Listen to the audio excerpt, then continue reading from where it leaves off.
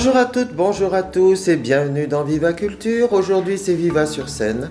L'association Maison de la Culture du Havre est à Avignon. C'est la 78e édition. Et grâce à Wistrack Radio, nous avons eu la chance de pouvoir interviewer à l'issue des spectacles des comédiens et comédiennes, metteurs et metteuses en scène. Nous pouvons partager avec vous le plaisir de la découverte que nous avons eu, le plaisir des textes, le plaisir de la générosité et de l'intelligence des artistes, le plaisir, au fond, de cette grande fête du théâtre qu'est le Festival d'Avignon.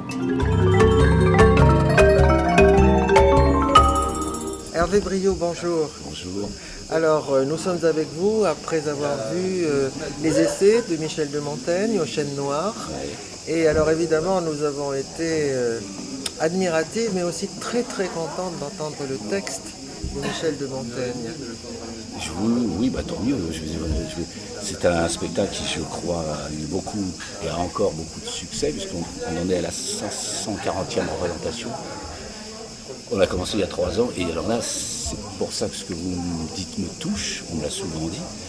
Personne ne croyait à ce spectacle, à part Philippe Tesson. Personne. J'ai adapté les essais pendant le Covid et surtout après, pendant le confinement. Je l'ai lu la première fois, je ne connaissais pas du tout Montaigne en tournée, et c'est vrai que c'est très difficile à comprendre, donc il a fallu que je change. Je me suis inspiré de traductions, que ce soit celle de Folio, de d'autres, etc. Mais j'ai cherché les... Enfin, j'ai fait une adaptation qui est très personnelle. Oui, c'est ce qui m'a semblé. J'ai fait, comme chaque fois qu'on travaille, c'est-à-dire que j'ai fait un portrait d'un homme du XXIe siècle à travers le portrait d'un homme du XVIe. Mais c'est quand même Montaigne. Mais c'est... vous voyez ce que j'ai fait? J'ai traduit vraiment pour comprendre ce qu'il disait et le remettre en français. Oui, parce que c'est vous qui avez fait la traduction. Ouais. Ah oui, Je me suis bien sûr inspiré de tout, parce que des fois on ne comprend vraiment pas. Et après, par exemple, le début n'est pas du tout comme ça dans Montaigne. Non. Il était une fois un homme qui avait simplement un vol. Même l'épisode n'est pas raconté comme ça du tout. Non. Il était une fois des femmes, pardon. Mais oui, donc c'était un gros boulot, et j'ai fait l'adaptation. Je l'ai prévenu de Philippe Tesson, avec qui j'allais travailler, de son tête de poche, qui m'a dit tu viens de me le lire tout de suite, je te paye le taxi. Je l'adore, je l'adorais. Ouais. Et je suis venu, je l'ai fait, et c'est une petite équipe, je ne les critique pas, parce que je les vois toujours, mais le seul qui a dit il faut absolument le faire, c'était Tesson. Les autres faisaient oui, ça va être difficile, parce que on va le faire un mois et demi, avec beaucoup de scolaires et tout. Mais on en a fait 530 chez eux, 3 saisons. Oui. Alors c'est vrai que on a vérifié que vous faites finalement un choix personnel des textes, parce qu'on ne retrouve pas les textes les plus connus. Non. Enfin, et c'est ça qui est intéressant pour nous, parce qu'on connaît notre Montaigne pour certains d'entre nous, donc on est un peu familier avec lui. Mais justement, découvrir des textes comme ça, que peut-être on a laissé de côté ou qu'on a oublié, ça c'est quand même formidable. Je vous remercie, mais alors c'est pas de la fausse modestie, mais c'est souvent le texte qui commande. C'est-à-dire, si je ne sais pas comment commencer, on commence par la fable de la dame qui porte son veau et qui n'arrive même plus à porter son poids tellement c'est ça, sur la coutume, c'est l'habitude. L'habitude. Et après, quoi faire? Donc c'est le texte qui génère une suite, c'est le texte qui fait que, pour que ça tienne. C'est difficile à expliquer ce que c'est qu'une adaptation, c'est un équilibre. Donc c'est pas... Il ne faut pas qu'on perde le fil. Exactement. Et moi évidemment, parce que c'est particulier. C'est pas une œuvre dramatique, c'est une œuvre dramatique, c'est pas une œuvre romanesque, c'est pas un ouvrage de philosophie comme les Montaigne. Et puis en plus, lui, c'est un foutoir total. Il donne un titre à un chapitre et puis il parle totalement d'autre chose en 3 lignes. Et j'aime énormément cet homme. Si j'ai fait ça, parce que qu'est-ce que c'est bien d'avoir pensé ça sur les animaux. Ça m'avait... Par exemple, ça c'est très actuel, en lien avec l'écologie contemporaine. Et en plus, je l'ai lu dans le désordre, parce que j'étais en Suisse en tournée avec le misanthrope, et je suis tombé sur le tome 2, où il y a l'apologie de Raymond Sebon, c'est le plus long chapitre, avec les animaux, avec les plantes, et j'ai trouvé ça magnifique. Moi, je ne me rappelle pas avoir lu ça. Et d'une grande actualité, oui, effectivement. Et après, j'ai fait des thèmes, c'était assez long. Oui. faire un texte pour la scène d'œuvres connues, comme après Philippe il est décédé et sa fille m'a dit qu'il aurait bien aimé voir Chateaubriand, donc elle m'a proposé de le faire et bien sûr il n'a pas vu, et puis je disais à la fin du spectacle, après tout on ne sait jamais, peut-être qu'il est là. Donc je le saluais, je l'embrassais et Alors on c'est parle très d'écologie, mais il y a aussi des paroles, c'est à partir de la coutume, sur, dans le fond, l'intolérance, le racisme, le refus de l'autre, de l'altérité. C'est quand même un homme qui a été, je crois, il était à Bordeaux voir les Indiens d'Amérique du Sud qui étaient venus, prisonniers, je crois que c'était un épisode célèbre. C'est le seul qui leur a parlé, qui a essayé de comprendre. Je crois que c'était un père qui traduisait un langage de ces Indiens en Montaigne. Cet homme est quand même très très étonnant. Et même les guerres de religion. Oui, Il avait plein d'amitié pour certains protestants qui ne pouvaient pas voir à cause de la guerre. Il détestait les tortures. Moi, je crois qu'il a contribué à résoudre un peu les guerres de religion, non?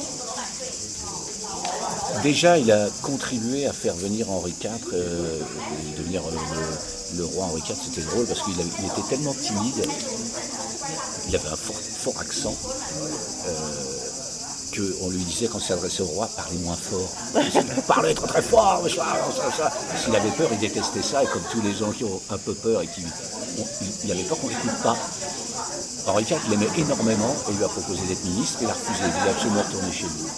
Non, c'est un homme absolument. Alors on pourrait parler de votre jeu du coup, la façon de parler, parce que vous nous parlez, dans le fond, comme Montaigne pourrait le faire, familièrement, naturellement, avec quelquefois des clignements d'yeux malicieux, ou concentrés, vous cherchez, on dirait voir Montaigne en train de réfléchir. Chez lui. Oui. Oui, j'adore faire ça. Oui. J'adore, et puis en plus c'est une manière de jouer, parce que quand je le fais, je vous l'avoue, c'est compliqué le métier d'acteur, de l'expliquer, parce que de le faire, après c'est une habitude. Je le sais ce que je fais, c'est-à-dire je suspends ma pensée pour la reprendre après, mais ça c'est terrible pour les gens qui vous écoutent. Si c'est plutôt pas mal, c'est bien passé le spectacle, ils attendent, et en fait je joue avec leur attente, comme dans la vie. Oui, voilà. Mais c'est ça qui fait qu'on reste concentré. Ben oui, bien sûr. Parce qu'il en faut de la concentration pour vous suivre. Oui. La petite musique à un moment, c'est dans la mise en scène? Oui, tout à fait. C'était une musique. Il n'y a pas eu de metteur en scène. La scénographe a signé la mise en scène, parce que les moyens du théâtre du Poche sont très réduits. Oui. Donc il a fallu lui donner, parce que c'est un peu une collaboratrice avec qui je travaille moins maintenant, parce qu'elle est en dehors de Paris. Mais elle a signé la mise en scène, c'est pas du vol, parce qu'elle c'est comment on appelle ça, un œil extérieur extrêmement important. Une femme de goût, très grande scénographe, très connue, mais qu'est-ce qu'elle est utile, compétente, quand elle parle pour dire non, pas ça, etc. C'est vraiment quelqu'un que j'admire énormément. Oui. Donc c'est pas du vol, elle était mise en scène. C'est elle qui a choisi la petite musique? Oh, tout à fait. Ah oui, parce que moi ça m'a gêné. Ça m'a gêné dans l'écoute. Oui. J'ai eu du mal à écouter le texte, et c'est un moment important, vous parliez de la mort. Ah d'accord. Le rapport à la mort. Alors je vais voir ça avec... Alors, je dis ça... Non, parce que vous avez peut-être raison, parce que tout simplement, on l'a créé aux poches, et la musique ne partait pas de là. Quand elle parle d'ailleurs, ça paraît très loin, et peut-être pas là. Ah oui.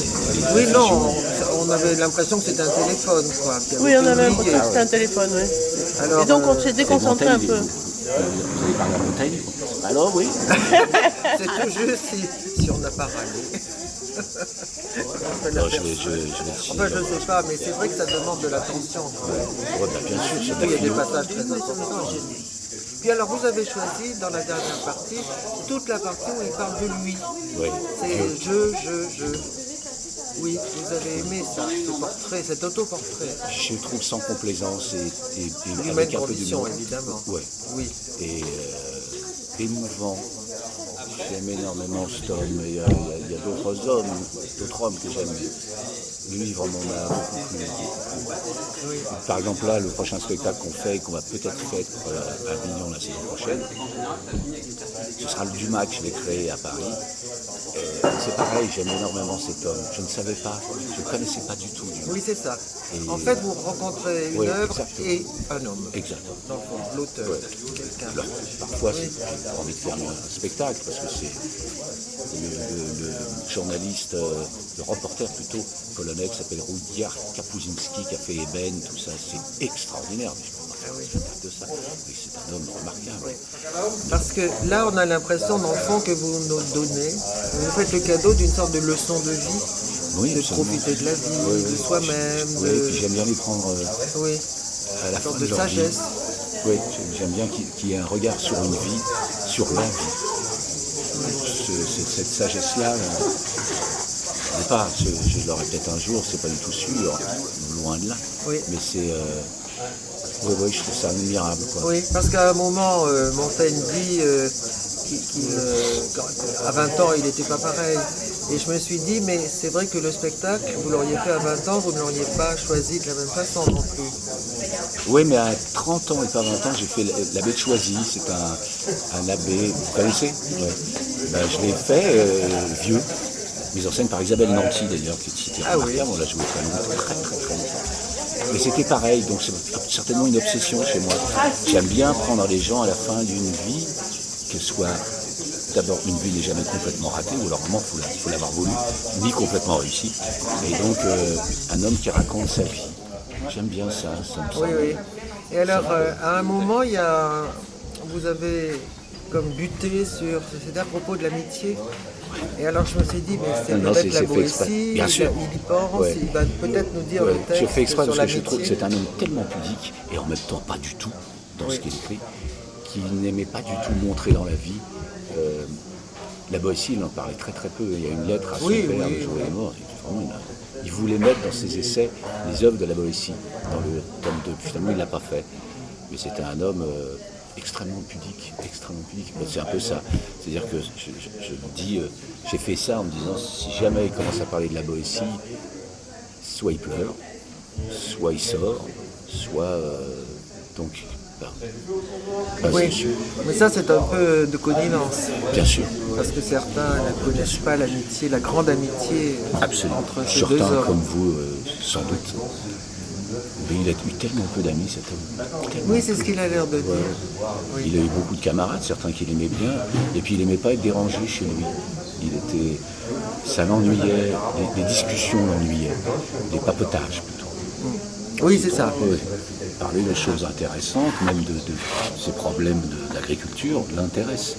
Mais il a raison de dire que la plupart du temps, les gens parlent d'eux-mêmes, de problèmes que personne ne peut résoudre, de famille, etc. Et qui ne s'en vont jamais. Oui. Donc il dit, Oui. Donc en fait, vous nous faites un portrait, un texte pour aujourd'hui. oui, C'est ça. et aussi un texte parce que cet homme s'est arrêté vers 40 ans d'être 2 fois, il a été 2 fois maire, il a fait les guerres de religion, donc il était soldat, et il en a eu assez, il ne voulait pas rempiler pour un 3e mandat, il s'est complètement arrêté, il voulait se retirer. À 40 ans, tous étaient vieux à l'époque, et puis il n'a rien fait. Et au bout d'1 an, 1 an et demi, il s'est dit que c'est absolument impossible parce qu'on devient fou. Nous ne sommes absolument pas faits pour ne rien faire. Et c'est terrible parce que je pense qu'il y a plein de personnes qui veulent prendre leur retraite et qui en meurent parce qu'ils font rien. C'est ça. Ils s'abîment. Et lui, c'est exactement le danger qu'il a vu, qu'il a senti, qui devenait insupportable pour ses enfants et pour sa femme. Et il a décidé de faire ce qu'il a fait, c'est-à-dire de se poser des questions extrêmement intransigeantes envers lui, sans concession, et de savoir qu'est-ce qui me constitue, qu'est-ce qui nous constitue à travers moi. C'est un exemple exceptionnel. Ah oui, C'est d'une honnêteté, c'est c'est terrible. ça. C'est presque révolutionnaire. Ouais, c'est terrible. Je comprends pourquoi il se Et suicide. vous avez choisi 2 citations, Augustin et Socrate, rassemblées. Oui. Vous êtes limité là dans les citations. Eh ben non, j'en ai fait une autre, Vive c'est combattre. Ah oui, La présidente de l'association Montaigne, qui je crois est basée en Amérique, Ah. m'a dit mais c'est pas C'est pas de Montaigne, ça. Ouais. Et ben je lui ai dit, je ne sais pas d'où ça sort, je me trouverai, parce qu'il y a beaucoup de choses que j'ai mis pour faire des liens dans la manière de Montaigne, pour ramener Montaigne là où je veux. Oui. Mais en fait, oui, vous avez raison, c'est une citation de Sénèque. Ah, Vous voyez comment c'est fait? Il y a plein de textes de Oui, Montaigne oui. qui met des petites C'est ça, tout le temps. Voilà, c'est pour ça. Et ben c'est une de Sénèque, je suis tombé complètement dessus par hasard il y a quelques semaines. Ah, c'est ça. Vraiment en faisant comme lui, c'est comme ça que j'ai fait. Ah alors je vais écrire à madame je ne sais plus comment, qui était charmante, pour lui dire ce que j'ai trouvé. Eh bien, écoutez, Hervé Brio, je crois qu'on peut vous remercier. Je vous Vraiment remercie. 1000 fois. Oui, c'est 1000 fois, 1000 fois. Merci beaucoup. Un vrai bonheur.